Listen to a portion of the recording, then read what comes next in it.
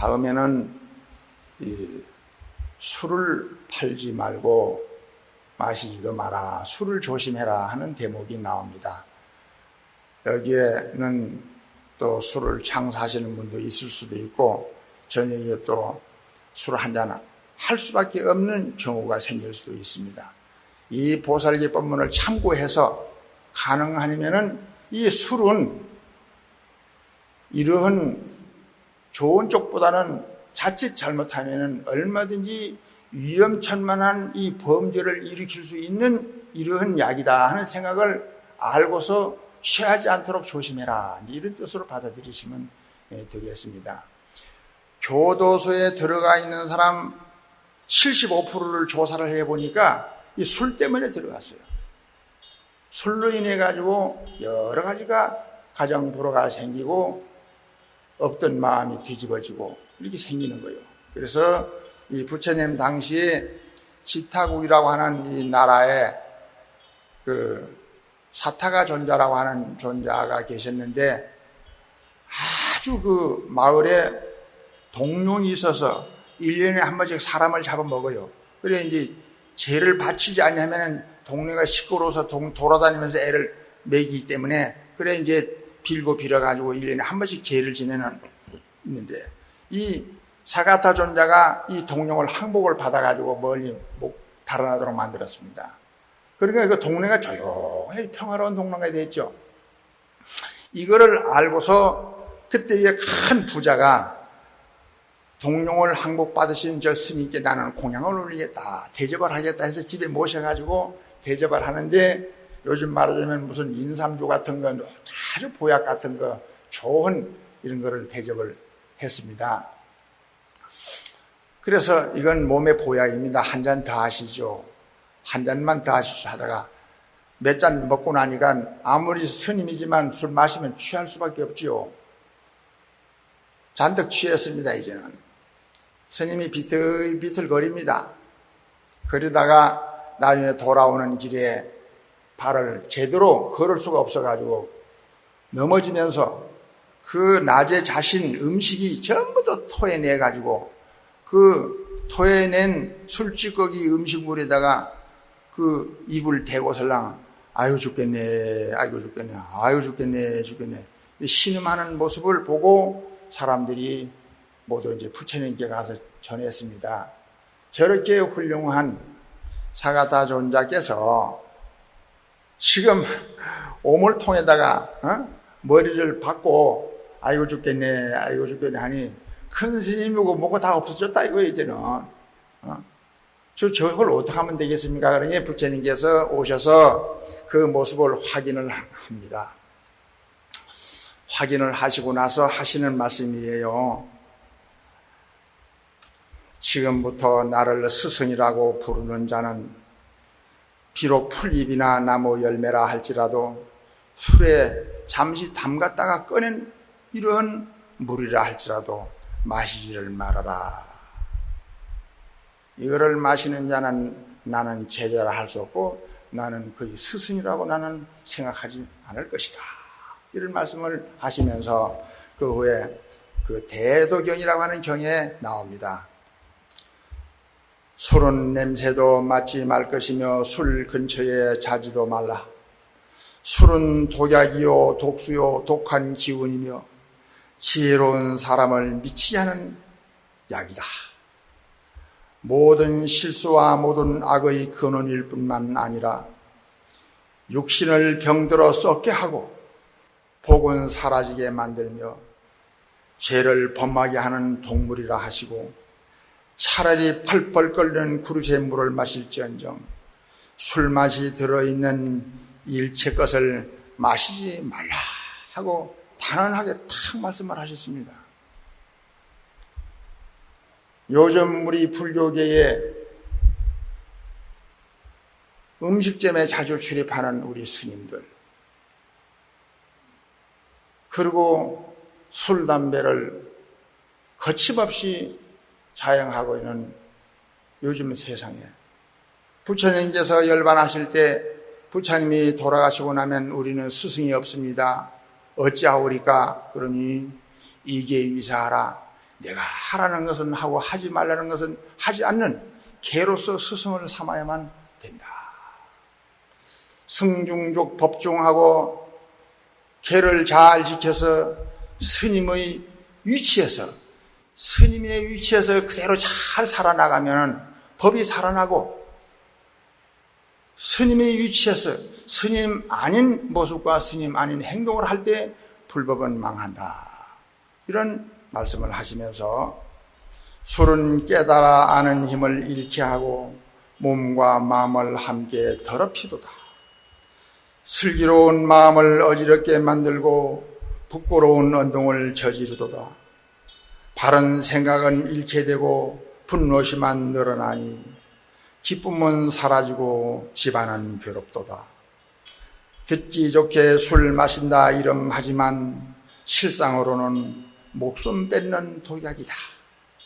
성내지 않아야 할 때 성을 잘 내고, 웃지 말아야 할 때 웃으며, 울지 말아야 할 때 울고, 때리지 않아야 할 사람을 마구 때리네. 말하지 않을 것을 모두 말하며 정신 없는 광인과 다름없어서 모든 선건 모든 공덕 빼앗기나니 부끄러운 줄 알고 지혜로운 사람은 마시지 말라. 이런 간곡한 말씀을 했습니다. 여러분, 이번에 윤남욱이라고 하는 사람이 술만 마시지 않았더라도 이 나라 망신, 대통령한테 죄송한 마음, 국민한테 죄송한 마음, 일생에 그렇게 훌륭한 자기의 장래가 술 하나 때문에 산산조각이 나고 손가락질 받는 사람이 되었습니다. 얼마만큼이나 이 술이 이렇게 위험천만한 것인지를 생각을 해서 항상 조심하고 명심해야 될 일이다 하는 이런 얘기가 되겠습니다. 너희 불자들이여 일체 술을 팔지 말지니라. 술은 죄를 일으키는 이녀니라. 보살은 마땅히 일체 중생들에게 밝고 통달한 지혜를 내게 해야 할 것이거늘 도리어 일체 중생들에게 전도된 마음을 내게 하는 자는 보살의 파라이체가 되느니라.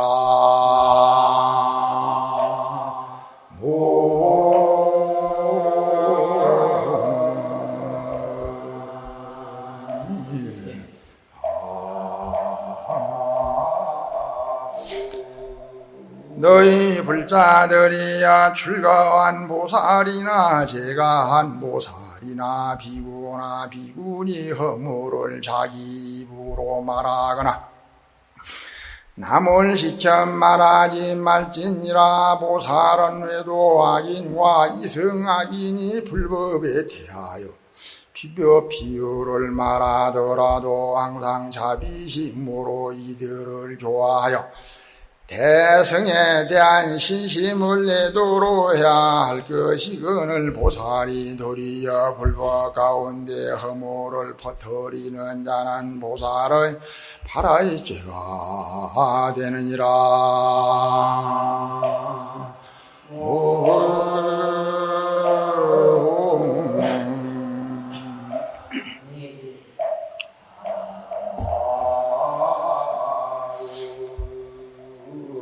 너희 불자들이야 자기를 칭찬하고 다른 사람을 비방하거나 또한 남을 지켜 자기를 칭찬하고 다른 이를 비방하지 말지니라. 보살은 능당 일체 중생을 대신하여 남의 회방을 받아서 나쁜 일은 자기에게 돌리고 좋은 일은 다른 이에게 양보해야 할 것이거늘 도리어 자기의 공덕을 드러내고 남의 착한 일을 숨겨서 다른 사람으로 하여금 회방을 받게 하는 자는 보살의 파라이체가 되느니라.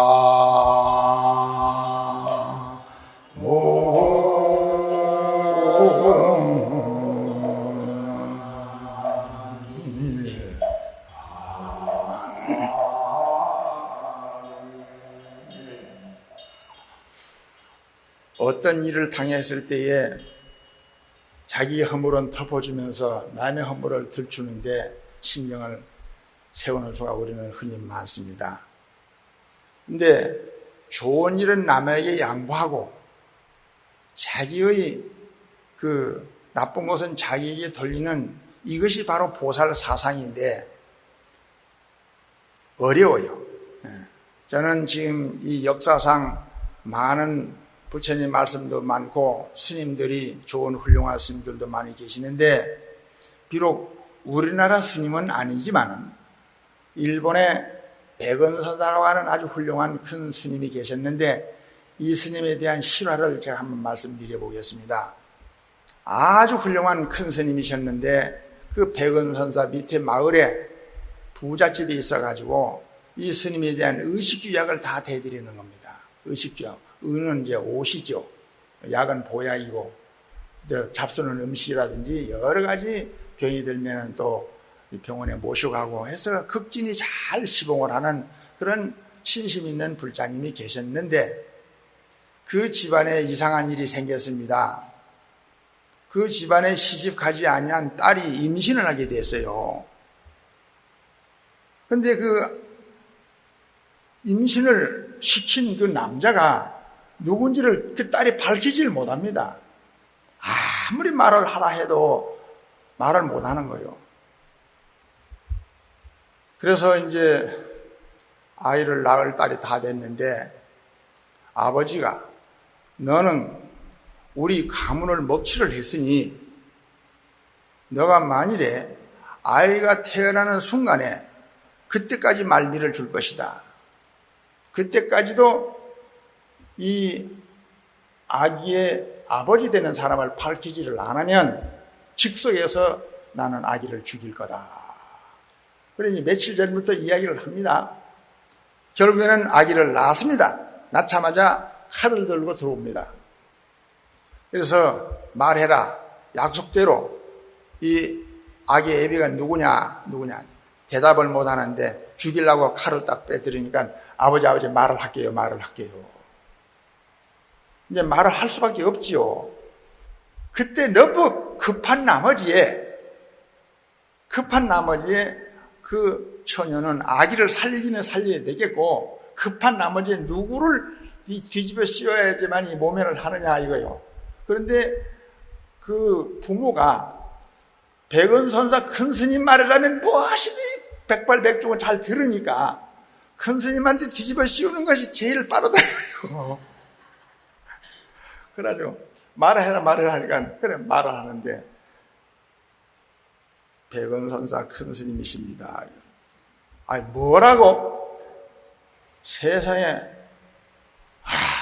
넋이 다 빠지는 거요. 그러더니만서도 나는 불교를 안 믿는다. 불경책을 다 불사지르고 너 자네들 절에 가지 마라. 속 따르고 겉 따르는 이런 인간한테 지금까지 우리가 의식주약을 다 시봉을 하고 큰 스님 받들은 우리가 참 너무 낙심천만이다. 그러면서 이거는 그대로 둬서는 안 된다. 이런 일들을 지금까지 몇 명이나 또 했는지도 모르고 앞으로 얼마나 또 벌어질지도 모르니까 이거는 벌떼처럼 기어 올라가가지고 이거는 대중 앞에서 개망신을 줄 수밖에 없다 해서 회의를 열어가지고 몽둥이, 도끼, 돌멩이, 칼 할 것 없이 총 동원을 해가지고 한 40-50명이 달라들어서 큰 행사를 법회를 하는데 올라갑니다. 땡초중, 가짜중은 법상에서 내려놓으라. 안 내려오면 가만 안 둔다. 빨리 내려놓으라. 법문하다 말고 할 수 없이 내려갈 수밖에 없죠. 요즘 말하면 데모가 벌어졌으니까. 그래 이제 어린 아기는 또 안고 올라왔죠. 처녀가. 그래서 그 스님들이 모두 달라들어서 아유 회장님께서 이거 큰 스님한테 이게 무슨 무례한지 큰 스님 다 필요 없어. 이 애기 아버지가 너 큰 스님이라는 저자다. 그래서 서로 기다 아니다 이제 판명을 해야죠. 절대로 우리 큰 스님은 그럴 양반이 아닙니다. 스님이 항상 보살계를 법문 말씀하실 때 바른 말, 고운 말, 정직한 말, 그런 말씀을 항상 하라고 가르쳐 주셨고, 저희들이 수십 년 모시고 살면서도 정말 스님께서는 고운 말, 바른 말, 정직한 말을 하신 스님이신데 이게 어떻게 된 일입니까? 하고 합니다. 큰 스님, 말씀도 안 하시고 계신 거예요. 그러면 스님께서 행여나 이런 실수를 보면서 저 아기가 그럼 스님 아기가 맞습니까? 그런데 그 얘기를 듣더니만은 그 큰 스님께서, 백은선사께서 처녀 얼굴을 보는 거예요. 눈이 마주쳤죠. 보자마자 두 눈에 눈물을 주고 흘리는 처녀를 보고 얼마나 뒤집어 씌울 사람이 없으면 나한테 뒤집어 씌웠냐 하는 그 애처로운 생각이 드는 거라. 그래서 그 스님께서 맞다고 고개를 끄덕끄덕 했습니다. 그 고개를 끄덕끄덕 하는 그 순간에 돌멩이가 날라오죠. 그냥 주먹과 몽둥이가 날라와서 그 스님의 이 머리에서는 피가 줄줄 흐릅니다. 그러더니만은 할 수 없습니다. 대중규칙에 사바라이를 범하고 중죄를 범한 자는 명고출송을 하는 법, 명고출송. 그냥 쫓아내도 그냥 쫓아내는 것이 아니라 푹 울리고 종 울리면서 이제 후쳐내면 어느 절에서도 못 받는 거예요, 그거는. 그래서 스님들끼리 서로 욕을 할 때, 에이, 명고출송 당할로 하거든요. 가장 심한 욕이 그게 명고출송. 제일 두 번 다시 우리 절에서 쫓겨남과 동시에 사방팔방에서 전부 다가 어느 절에서도 명고출송 당한 사람은 받으면 안 되는 거예요. 명고출송을 당한 거예요, 스님이. 일꾼복 갈아입혀가지고 상처난 머리에는 아직까지도 피가 줄줄 흐르고 있고, 그러고서는 이 애비한테 던져줘. 그래서 어린아이를 또 받았네요. 그러니까 북줄 먼지고 종 소리 들으면서 어린아이 오고 일꾼복 입고 하루아침에 큰 스님이 그냥 완전히 그냥 뭐 거지가 된 거예요. 우리가 지금 말이니 그렇지 현장에서 이 사실을 목격했다면 정말 그 모습이 어떻겠습니까? 정말로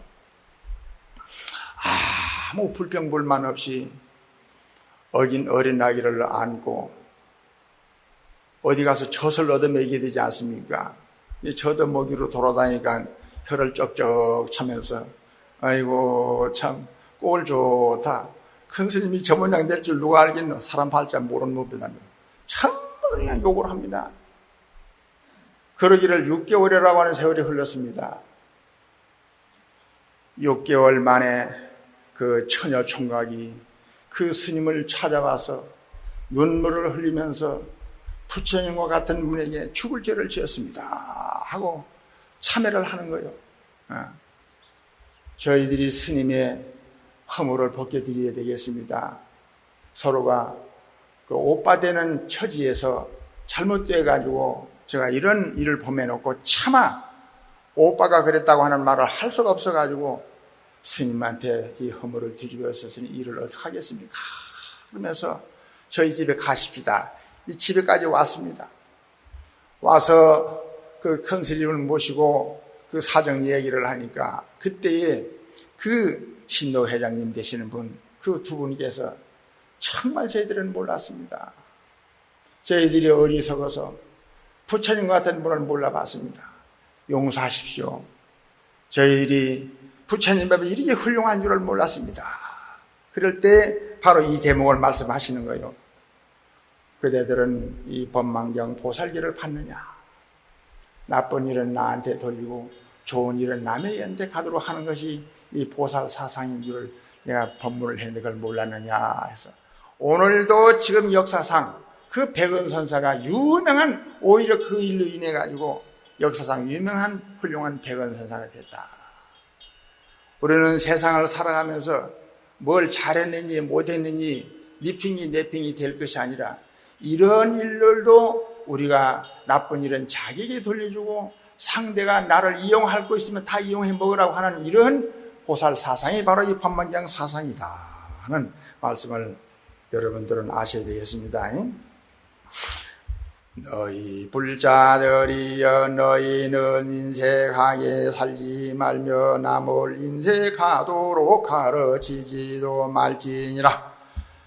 보살은 일체 가난한 사람이 와서 구걸하거든 그가 요구하는 것은 모두 다 이바지해 줄 것이거늘 보살이 나쁜 마음과 미워하는 마음으로 돈 한 풀 바늘 하나 풀 한 포기도 조시해 주지 아니하고 법을 구하는 이에게 한 구절의 법문과 한마디 개송도 일러주지 아니하고 도리어 나쁜 말로 욕설하는 자는 보살의 발아이체가 되느니라.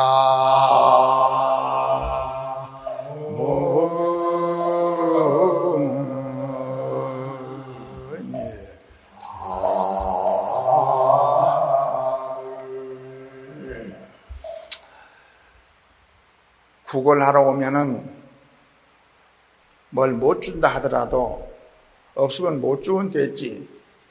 못 주는 대신에도 욕을 합니다. 그러지 않도록 우리 조심해야 돼요. 저도 가끔 서울 이렇게 오면은 조계사 법당에 가서 가끔 백팔 참여를 할 때가 있는데 보면 한 분은 다리 못 쓰는 분이 계시고 또 한 분은 눈 못 뜨는 분이 계세요.